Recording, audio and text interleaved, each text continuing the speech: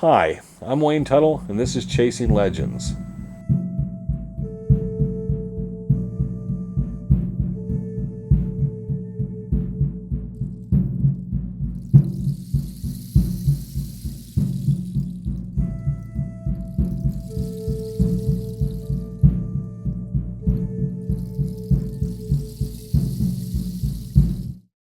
So, 1965, Clarence Mitchell gets in, and he's in, I think he's referred to as Travis Marlowe in the article, and it's in Life magazine. And they do the Life magazine article, and it's kind of the first big major national exposure.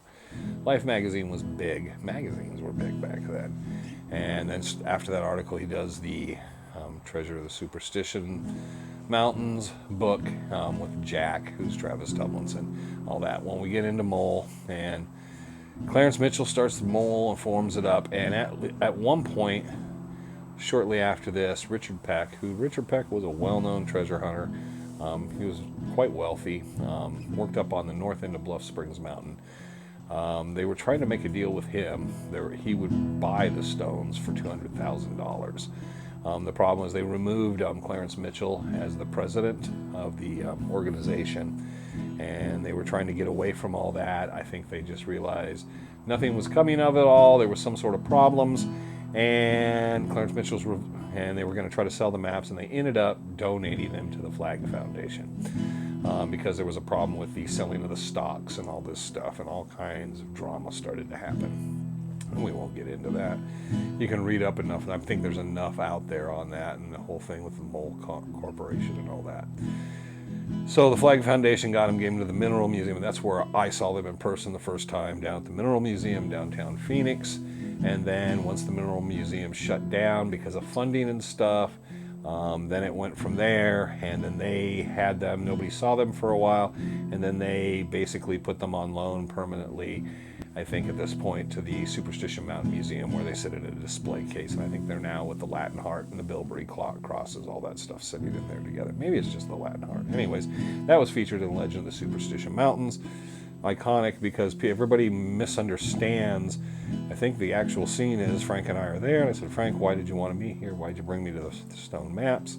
Everybody knows blah, blah, blah. And Frank says, it's not these. Yes, I know these. Travis carved these, which is... a lot of people like to say, well, that's a theory. Well, now we start to delve into that. So now we know the museum eventually ends up with them. For years, Bob Ward was really invested in them, even though he claimed to have found them and sold them. We get around, and in the 2000s, a number of people started trying to do research, bringing up the stuff about the Mole organization. They wanted to know more about Tumlinson. The whole stone map thing had blown up a bit. It's kind of a niche group. I don't know if we always consider them Dutch hunters because they're looking and thinking it's Jesuit treasure. They're thinking it's this treasure. They're always coming up with all these different ideas. And, it's funny. You'll take 100 people that have stone map solutions. They'll go 100 different places. And then they always find one little thing that they say, well, aha. Now, none of them ever seem to find treasure or actually any significant gold. They're always looking for investors. I could show you texts and messages and stuff from people, and it's generally $10,000 or $20,000 they're looking for. They never want like $7,500. They always want $10,000 or $20,000 to become a vested partner. And I've had quite a few of those offers from people that have solved the maps and have proof, which I don't understand what the proof is because no one's ever set a gold bar or anything or any gold in my hand that shows they've actually solved them. So we get into the 2000s, and a number of forums and groups came up. One of the ones that was really significant at the time was the one called the Lost Dutchman Mine. It's still out there. And a lot of us kind of really started coming into that one. And that was kind of mainly full of a lot of researchers, historians, and Dutch hunters. It wasn't treasure hunters in general, but there were guys that were into the stone maps. And the first individual, I'm going to put his name out there because I really think he deserves a lot of credit, was a gentleman by the name of Gary Cundiff. And I know this other guy was mentioned in there. His name is Larry Webb, but I don't know if it was confused with another individual I know worked with Gary Cundiff quite a bit, Larry Hanna. And I'm pretty sure it was Gary and Larry always were working. They would go, I know Julia Thomas's husband, Emil Thomas, they did a bunch of great background research and stuff on him. Those guys did absolutely fantastic research and stuff. And I loved coordinating and working with them. The Julia Thomas burial site and stuff like that. They would always get a hold of you and email, and I'd talk to them on the phone. And they would do anything they could to find anything to help you out on your research and just kind of send it on over. So I was absolutely loved working with those guys, and they actually took it upon themselves to do something like a lot of people didn't do. Gary and his wife went to Texas, and they visited the members of the Tumlinson family, and they interviewed and talked to them. And one of the things Gary discovered was all over the Tumlinson ranch in the area, there's these carvings and stones and stuff, all kinds of intricate carvings. And they found out Travis Tumlinson had been carving stones since he was a young boy, and he actually was very good at it. Both of them had made trips down there and visited and talked with them. Travis's daughter and a number of the other living relatives. I know later Frank Augustine went down with Ryan Gordon, and they both spent time with the Tumlinson family. And I only talk about their trip because I know a lot of that stuff. I'll respect a number of people's privacy on certain elements if it's been shared by other people. But they had all the same stories. They seemed to get the same stories, the same stuff, and they were introduced to the same things in carvings. Frank got to see a lot of stuff that Travis had carved, and he said actually some of the best carving stuff he did was far better than the stone maps around there. So, and I found that very, very interesting. That he's obviously very, very good at carving stone maps. There was also the curiosities that we found out over time that he had spent some time in the Goldfield area and around that area and working or whatever in one of the mines or something temporarily, because it was curious, how did he know Charlie Miller and some of the local people around there he seemed to have relationships with. And this seemed to be prior to him finding the stone maps. He was quite aware of all this stuff. There was a number of different things found that seemed to tie him into, he understood more in depth of the history, but what he picked up, he didn't know the full background history. There was one thing that he made a replica of that actually was just someone making kind of a template of what they thought it would be. It was meant to kind of be like, this is what we think this map looked like, and he actually had made an authentic copy of it. So it appears that he was making different stuff, and I know a lot of people like to ignore that, but Gary and Larry, and then obviously Frank, and then when Frank came to me, I believed Gary and Larry and the stories they had and the conclusions they came to that Travis had actually carved the maps. His daughter said he had. Her story is that Travis carved the Horse and Priest up in Oregon after he had done the trail maps in Texas.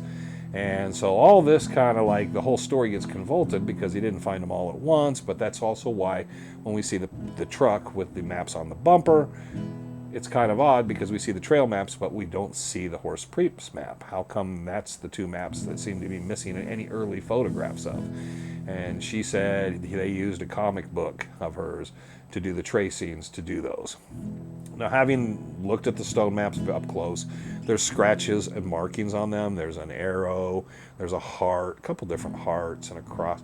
And you can tell it was like put on like the Horse and Priest map, and they decided not to do it. They're a little rougher, and you can see the tracing where maybe they didn't grind it out as much. And however, on the trail maps, they're much more polished on the one side. They're very smooth and polished. The one other thing I'd like to mention is that people will say they were tested. The FBI took them and they were tested. And Thomas Glover did a great little job looking at that. There was nothing ever conclusively, there's no record that the testing was done, but it's always said they were at least 150 years old. Well, no one's ever found the documentation or the person that tested them or anything like that.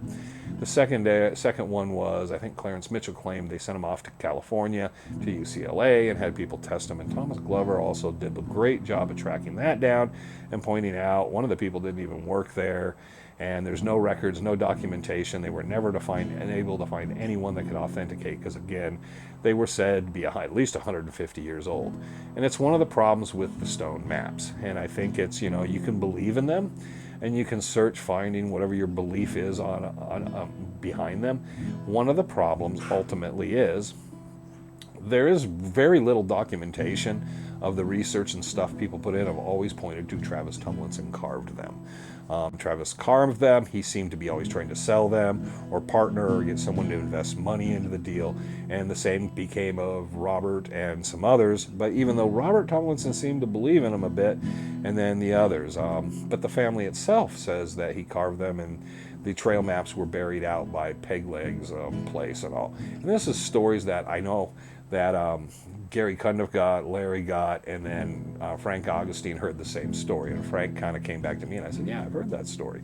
And I wanted to make sure anything Frank told me outside of that stuff, regardless of what I know, I won't share, because if it's something personal with the family or certain other things, I'm kind of keeping that. But there is always the other thing, is that the maps seem to be somewhat, there's differences. I think if you look at the Life magazine photos and the photos in Sikorsky's book, if you see the actual maps in sunlight, you start realizing there was at least 2 sets, which seems a possibility. I think it's always been said in the family, kind of mentioned, that he had carved the second set for the gas station, which I mentioned, which seemed odd that he was able to carve miniature versions of the first ones.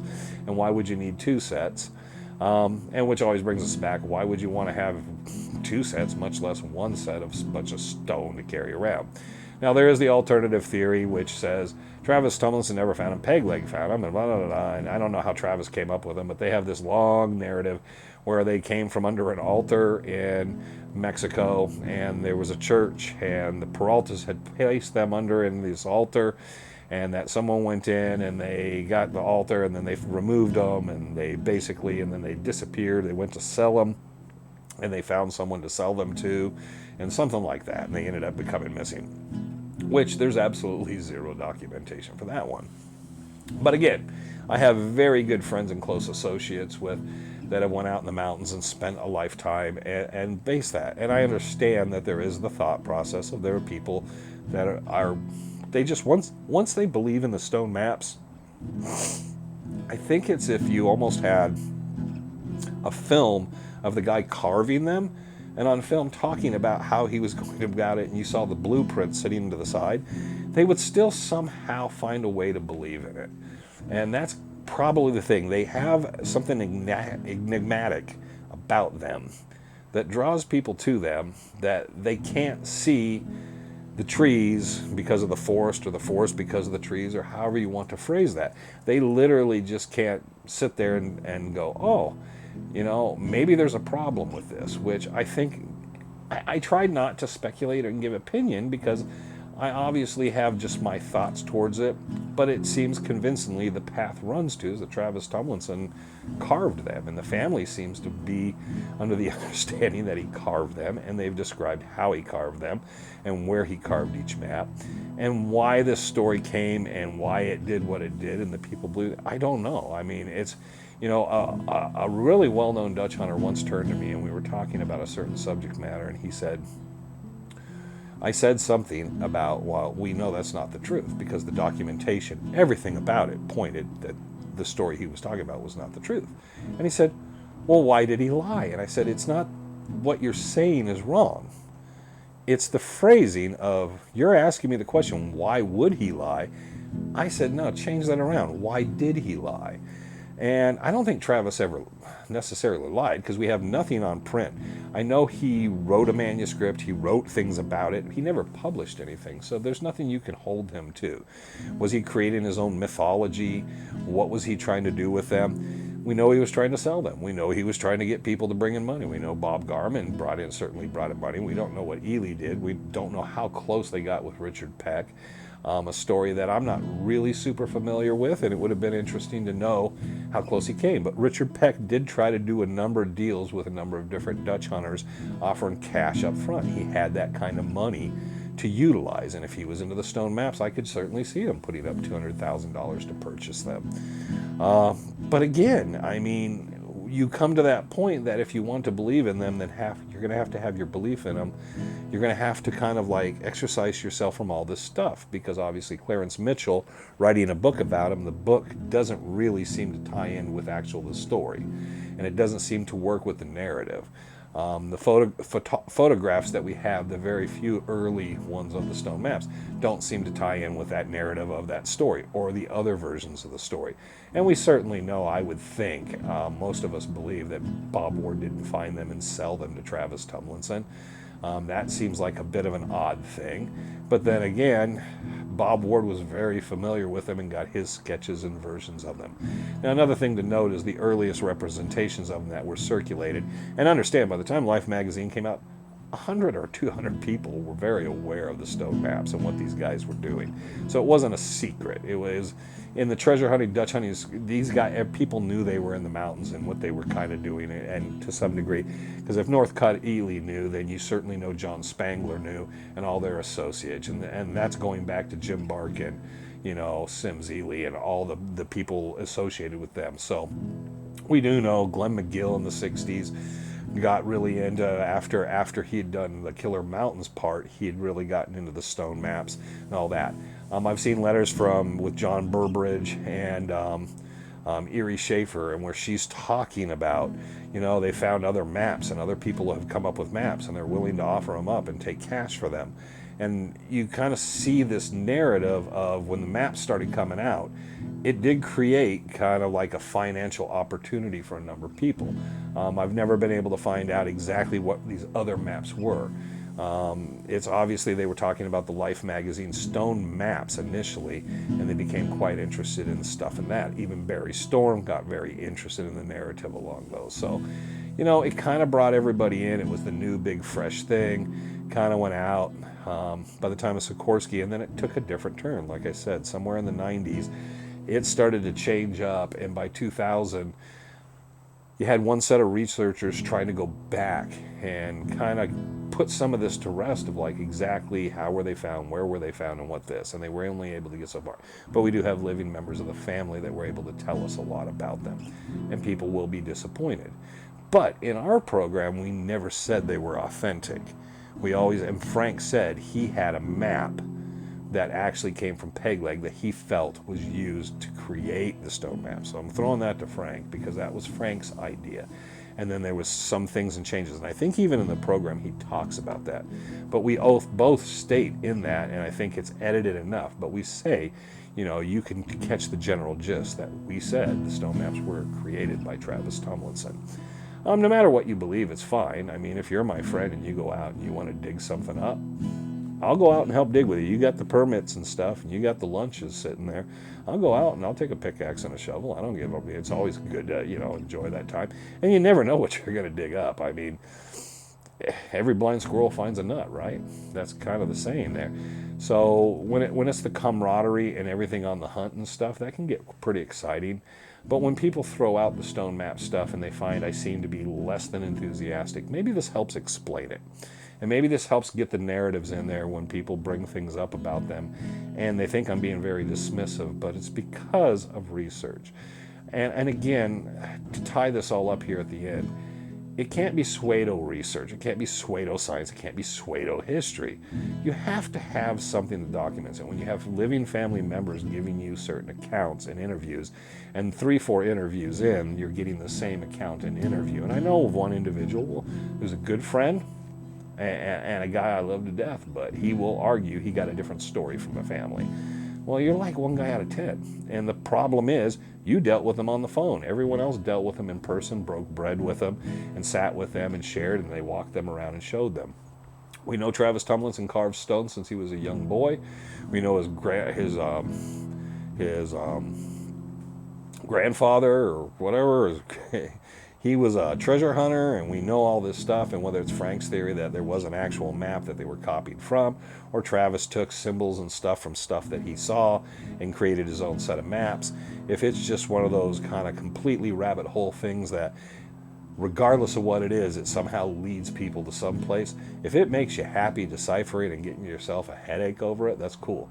And Randy Wright will tell you, anyone that asks him, and you meet Randy Wright, he will tell you time and time again when he was into the stone maps, it never bothered me, but I'd tell him after a while, dude, you're giving me a headache, man. It just gives me a headache because it's this twisted turning. None of it makes sense. A good treasure hunter, and I'll throw his name out, Brad Cooper, one night, spent 4.5 hours on the telephone with me trying to convince me about the stone maps. And he was talking about bells and Jesuit churches and stuff and altars. And I literally just was almost dead by the time we got off the phone because it was so much information, but none of it made sense to me because there was no it had to be so convoluted and so difficult to understand and so held together by these little fine threads that I told him, I said, I just can't get behind it. Give me something better, you know? So I'm not going to be dismissive of people. I always try to be polite. But that's the Peralta Stone Maps, as we should call them, the Tumlinson Stone Maps, or whatever. Go down, enjoy them at the museum. Are those the ones he carved first? Are those replicas of something else he found? Are those, as the other set out there wandering around in the world in someone's trunk of their car? I couldn't tell you. Maybe I got them sitting here under this chair. You never know where they could be.